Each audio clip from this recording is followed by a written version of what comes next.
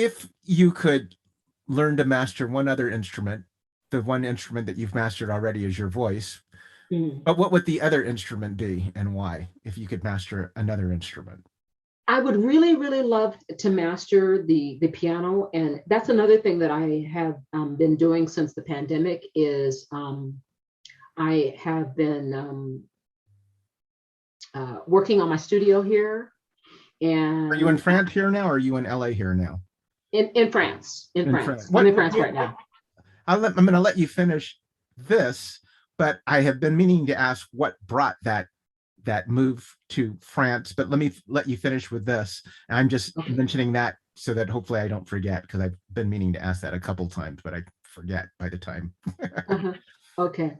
Well, the reason that I moved to France is uh, I had been coming back and forth because I can always find work here, Hmm. always. And it was at first it was kind of fascinating to me because I was like, I don't have a name or anything, but these people are coming to see me. Hmm. Why? Yeah, why do And you think the European audience seem to be more open receptive. than American audiences, or American audience, I guess, want to know that that you sang with Madonna or whatever. I don't know. I mean, maybe American audiences are less open to a name that they haven't heard of versus the European audience more open to giving someone that they haven't heard of a chance. Right. Well, I think one reason is being in LA, there are and I always did, I prefer to do independent music, and trying to get a crowd to come hear you in some little club, down the street, Mhm. doing independent music that they never heard. There are so many bands that are doing the same thing that it was hard for me, at least it was hard for me to get any kind of consistency. There have been lots of people, the Black Eyed Peas, they did really, really, really, really well, and they were able to get a really, really dedicated group of people that would come. But for me, I just never could get enough people to show up for a show with me doing independent music. I mean, I could do club gigs and casual gigs all day long and have a million people, but I really wanted to do independent music. And Mhm. so I just could not get people to come to my shows.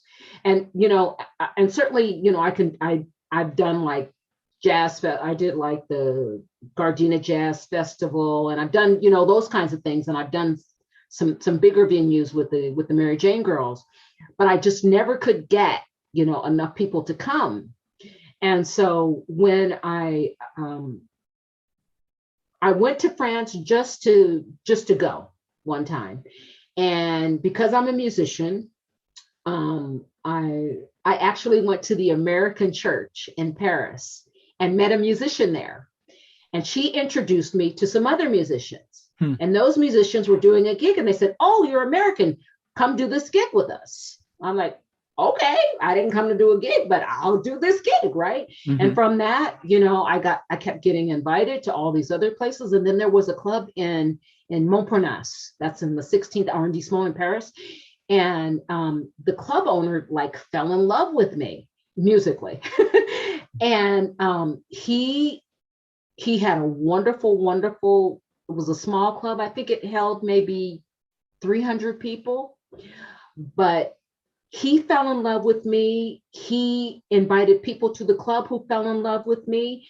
And if I came in on a Tuesday and I said, "Hey, I want to sing tomorrow," somehow there would be all these people there to see me. Hmm. And, from that club, then another club, a club owner would hear about me and they would invite me, and another person would invite me. Then a promoter came to a show and invited me to do a festival in Neuilly, which is like right outside of Paris. And then that festival invited me to another festival. And so it kind of like snowballed. And I was like, gee whiz, I'm doing original music. I would throw in a couple of, well-known songs Mhm. or covers, Mhm. but they would know that it was me doing original music. and the people would come. And so I was like, well, maybe this is where my audience is, you know? And that was another thing that I learned at one of the festivals that not one of the festival, but one of the, a conference that I went to. And there was a polka band. And this polka guy was like the #1 polka guy in the world. And he had all of these fans. And I'm like, there's fans for every kind of music. You just have to find your fans. And my fans happen to be in Europe. And so I was like, well, you know, and so I was coming back and forth, coming back and forth, coming back and forth. And then, as you know, I was married and my husband died. And I said, well, you know, I've been going back and forth, going back and forth. Why don't I take this time and try to see what happens there? You know, I mean, I still go back and forth. I still go to LA, but I've always wanted to live here. I was a French major, you know, in school, French and Spanish. And I really wanted to have an extended time in Europe so that I could see because everything is so close. I could visit all the other countries and everything. And I said, you know, let me try it. I know that I have work here. And so I said, why not? Yeah, why not? How do you cope with being out on the road? I know when we're in our early 20s, it's a much different situation than it is now. Yeah, it's much different. I will say that's why exercise for me is so important. And I eat relatively clean. And I try to think that I'm 20 until I have done like one of those dips like one too many times and I can't get back up. So sometimes I forget, and then my body reminds me, girlfriend, hey. You may have touched on this a little bit, just what we were talking about. I'm just kind of reading through these last questions here. What differences do you see in the European music scene as compared to the music scene here in the States? Well, I would say one of the biggest things that I've seen, and maybe that's why it's been really helpful to me to be here, is they don't have like R&B radio, country radio, funk radio, all the different styles. It's just music. It's just music, you know. And I think that segregation of music can sometimes be hurtful. Especially as an African American artist, you know, because if only, and that was another thing that was really fascinating to me. To one radio station that I sent something to, you know, when I was first starting to send stuff out, and the radio director said to me, "We don't play rap music." I went, "What? I don't do rap music, right?" Although I did hear you rapping on that one song, though. You sounded pretty darn good.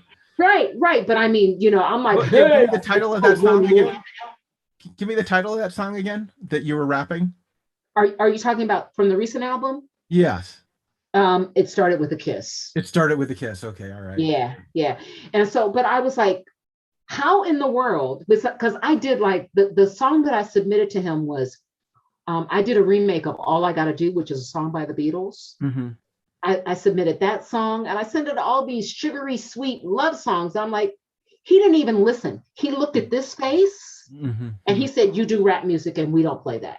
You know, and so I will say that's probably the biggest difference. Is for here, music is music. It's not Black music, white music, you know, country music, red music, green music. It's just music. What do you think are some of the difference that you have found in, or Europeans compared to Americans in general, just as you've socially spent time with both? Well, I will say that living in France versus visiting France has been an eye-opener. But I would say probably the biggest difference is, I think, it's hard for me to generalize, but I'm going to generalize. And I will say that I think that the European audiences are extremely, no, I'd say all of the art, no matter where you are, different. The big difference between Americans and Europeans is I think that Americans are more open, and when I say open, they're like, hi, my name is, how are you, blah blah blah. Whereas in France, I think they're a little more reserved. But one thing that's really fascinating to me is in Europe, they're like very sexually open. You know, I've had people come at me at the grocery store and say, you know, I have a wife, but I'm interested in a girlfriend. Are you interested? Never had And you know that line must have worked at some point, or he wouldn't have said it again. I guess, but they're very, very, very reserved, you know, and very like formal, and you know, things have to be like in a row, and you know, on the 7th day of the 7th week, you have to do this and you have to do that, and very much a kind of a following the crowd, you know.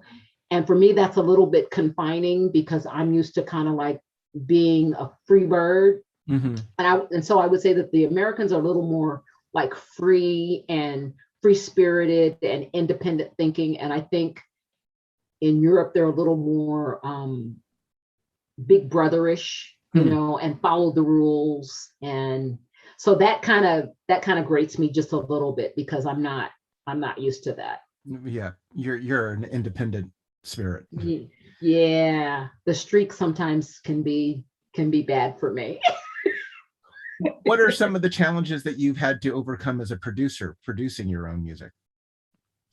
Well, interestingly enough, I've had people, and I call them haters, no matter, you know, who they are. I mean, they could be executives or whatever. I call them haters, and they'll say, "Oh, it's a great record. You know, the guy that produced this did a great job."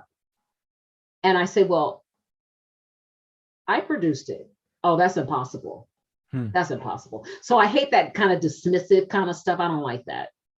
You know, and there's so many women that are doing it now. So to think that, you know, I mean, I realize that I'm not Beyonce or what's her name, Missy Elliott or anyone like that, but I'm still capable of producing an album. I don't have to be a man to be able to produce an album. Come on, peeps.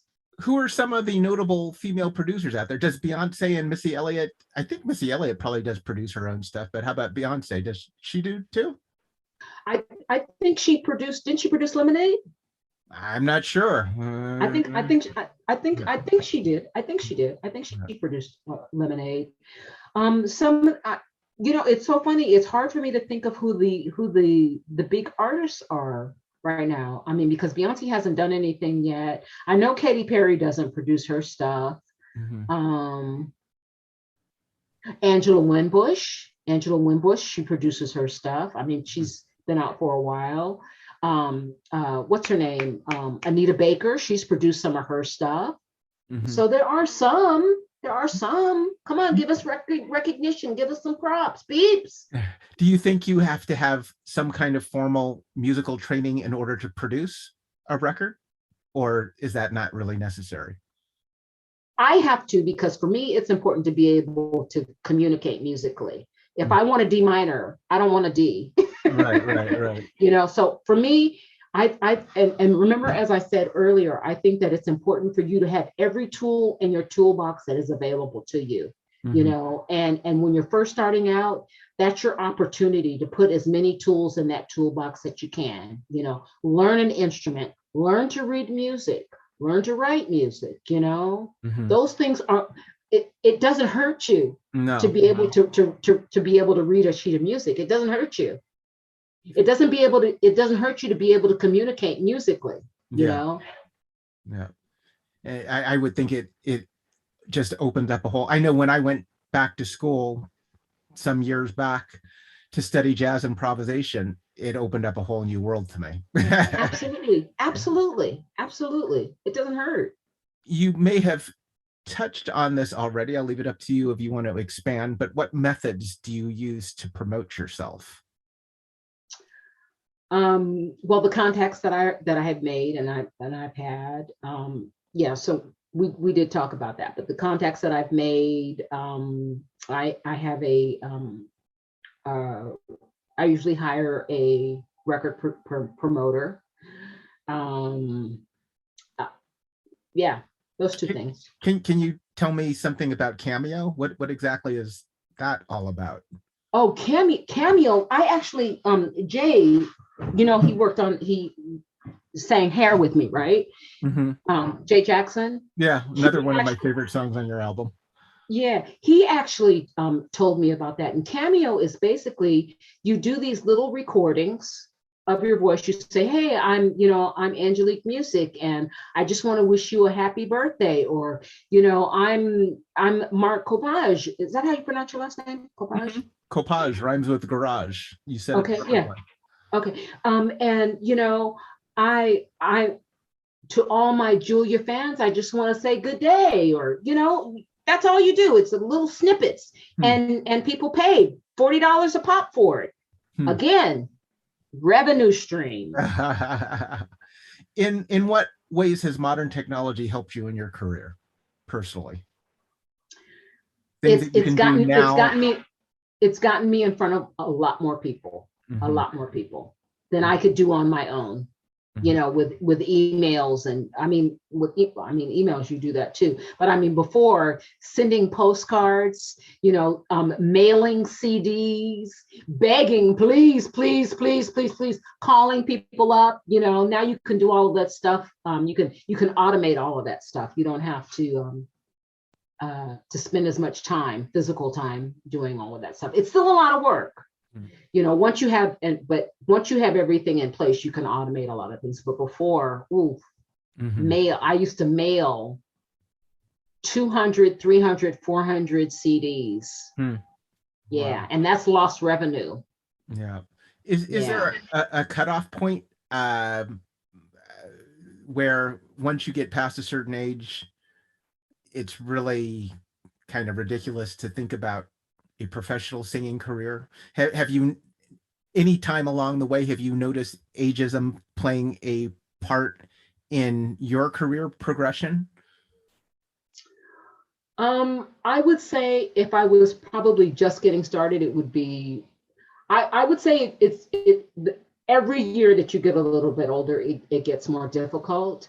But Is that for the person or just to break through those doors? Because you look in your early 30s.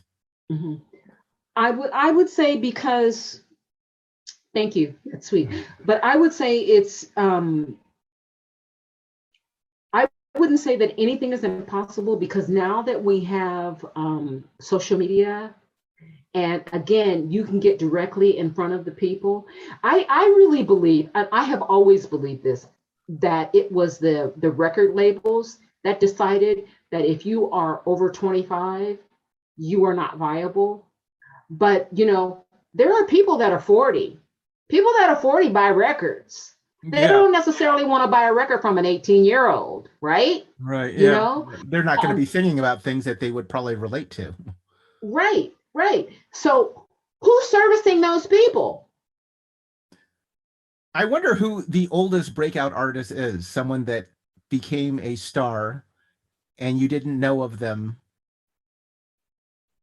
Hmm, You that's a, do. that's a good question. Well, is it that Macarena. Oh yeah, that's right. Those guys were like in their 50s or something, weren't they?